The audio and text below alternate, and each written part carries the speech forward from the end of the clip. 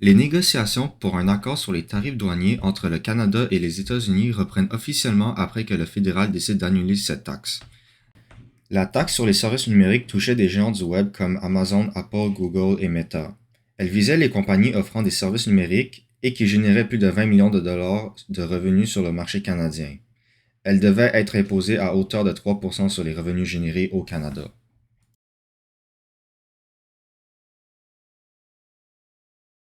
La Fédération du personnel de soutien scolaire et la Fédération du personnel professionnel de l'éducation portent plainte auprès du protecteur du citoyen. Cette plainte est en raison des restrictions budgétaires de 570 millions de dollars imposées par le ministère de l'Éducation sur les écoles publiques et privées. La plainte demande d'ouvrir une enquête sur les répercussions que les restrictions budgétaires et du gel d'embauche auront sur les services aux élèves. Les deux fédérations demandent aussi que le protecteur du citoyen intervienne auprès du ministère en formulant des recommandations pour assurer l'accès aux services dont les élèves ont besoin.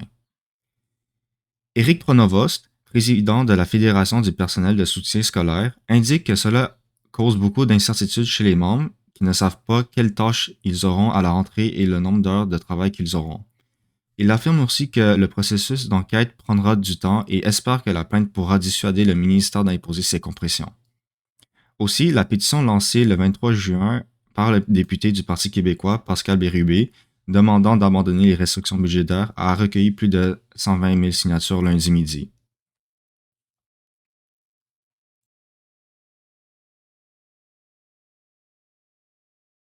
Au 1er juillet, journée traditionnelle des déménagements au Québec, plus de 2000 ménages étaient toujours sans logement malgré l'aide des services d'assistance. Le Front d'action populaire en réaménagement urbain dénonce une crise persistante marquée par la rareté des logements abordables, les évictions et la flambée des loyers. Selon la Société d'habitation du Québec, 2022 ménages étaient sans logement au 30 juin. Montréal enregistre la plus forte hausse des loyers au Canada avec une augmentation de 71% depuis 2019 pour un deux chambres. Le tribunal administratif du logement a fixé une hausse moyenne de 5,9% pour 2025, un record en 30 ans. La ministre France-Hélène Duranceau reconnaît l'urgence, soulignant que 24 000 logements sont en construction. Elle a aussi modifié les règles du TAL pour limiter les hausses futures. Cependant, la FRAPRU estime que ces mesures restent insuffisantes face aux 10 000 logements sociaux nécessaires annuellement. Parmi les solutions innovantes, l'organisme Toi à moi achète des condos grâce à des dons pour les louer à 300 $ par mois à des personnes dans le besoin. Un premier bénéficiaire, ancien résident d'un refuge, emménagera bientôt.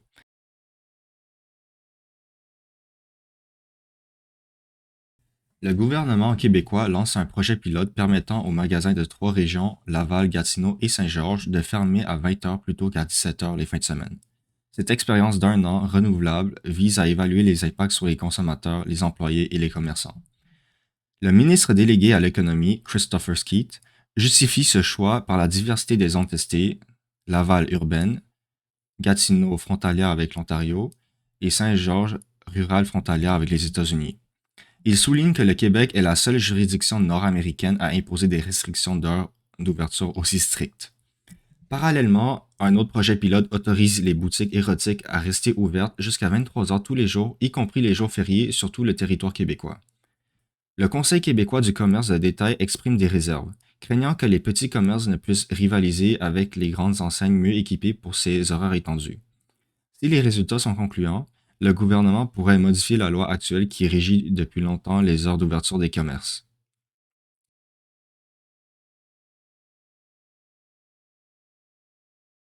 Le ministre de l'Éducation, Bernard Drinville, a officialisé un règlement sur le respect et le civisme scolaire qui entrera en vigueur progressivement. Dès la rentrée 2024, les téléphones cellulaires et écouteurs seront complètement interdits dans les écoles.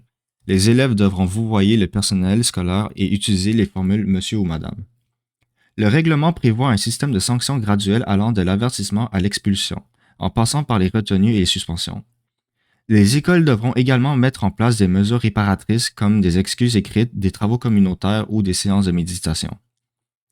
Parmi les autres obligations figurent le respect de la vie privée, interdiction de photographier ou filmer sans consentement, l'assiduité, le soin matériel scolaire et le respect des codes vestimentaires. Si l'interdiction des téléphones s'appliquera dès septembre 2024, les autres dispositions prendront effet en 2026. Ce nouveau cadre réglementaire vise à uniformiser les règles de conduite dans toutes les écoles québécoises tout en laissant une marge de manœuvre aux établissements pour adapter les sanctions. Le gouvernement espère ainsi améliorer le climat de respect dans les milieux scolaires.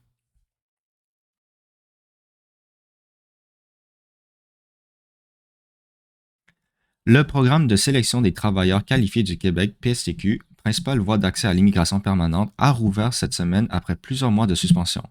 Le gouvernement Legault a profité de cette réouverture pour modifier en profondeur les critères de sélection, donnant la priorité aux candidats déjà établis au Québec et maîtrisant déjà le français.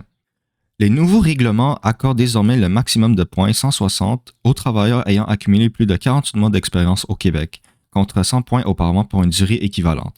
La connaissance du français devient un atout majeur avec jusqu'à 200 points attribués selon le niveau de maîtrise, tandis que les candidats installés en région obtiennent des points supplémentaires. Cette réforme s'accompagne d'un resserrement global du système d'immigration québécois. Le programme de l'expérience québécoise, PEQ, et le parrainage collectif restent suspendus, faisant du PSTQ la principale option disponible. Le gouvernement prévoit par ailleurs une réduction significative des seuils d'immigration dès 2026, avec des cibles de 45 000, 35 000 ou 25 000 admissions annuelles. Ces changements reflètent la volonté du gouvernement d'adapter sa politique d'immigration aux besoins spécifiques du marché du travail québécois, tout en renforçant les exigences linguistiques et d'intégration.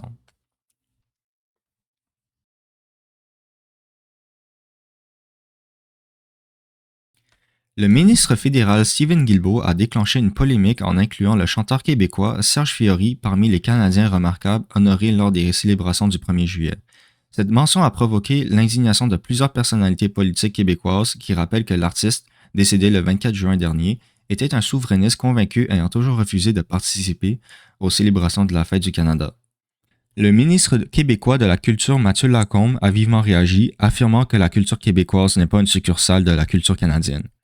Des élus péquistes et bloquistes ont dénoncé une récupération politique, soulignant l'incohérence à honorer ainsi une figure emblématique du mouvement indépendantiste québécois lors de la Fête nationale canadienne.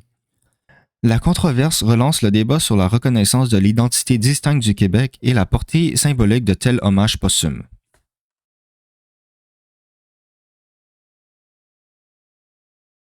Une récente enquête du ministère de l'Enseignement supérieur sur les collèges Vanier et Dawson à Montréal suscite des remous dans les établissements concernés. Lancée en novembre dernier suite à des tensions liées au conflit israélo-palestinien, l'enquête pointe plusieurs éléments controversés tout en étant contestés par les directions de cégep. Les conclusions du rapport ministériel remettent en question la présence de salles de prière jugées potentiellement facteurs de radicalisation et de division entre les étudiants, certains cours de langue axés sur la culture palestinienne, des accommodements religieux comme les absences pour les fêtes religieuses. Benoît Morin, directeur du Collège Vanier, exprime des réserves sur les conclusions. Il souligne que la salle de prière musulmane existe depuis 20 ans sans problème et crée un effet dissuasif sur la liberté pédagogique des enseignants. Diane Gauvin, directrice du Collège Dawson, affirme quant à elle que les salles de prière multiconfessionnelles de son établissement respectent la loi sur la laïcité. Le rapport recommande au gouvernement d'encadrer davantage la liberté d'enseignement, de revoir les programmes de cours de langue, d'intervenir dans les activités des associations étudiantes.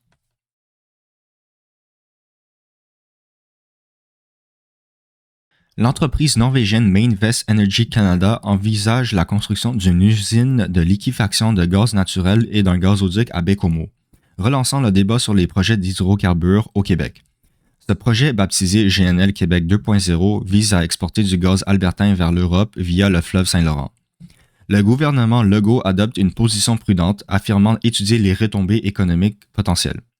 Cette ouverture contraste avec le rejet en 2021 du premier projet GNL Québec, jugé trop néfaste pour l'environnement par les gouvernements provincial et fédéral. Les opposants du projet, dont Québec solidaire et plusieurs groupes écologistes, dénoncent une initiative incompatible avec les objectifs climatiques. Les experts soulignent par ailleurs les incertitudes quant à la viabilité économique du projet alors que la demande européenne en gaz diminue. Le dossier pourrait devenir un contexte pour la nouvelle loi fédérale sur les projets d'intérêt national qui permet de contourner certaines règles environnementales.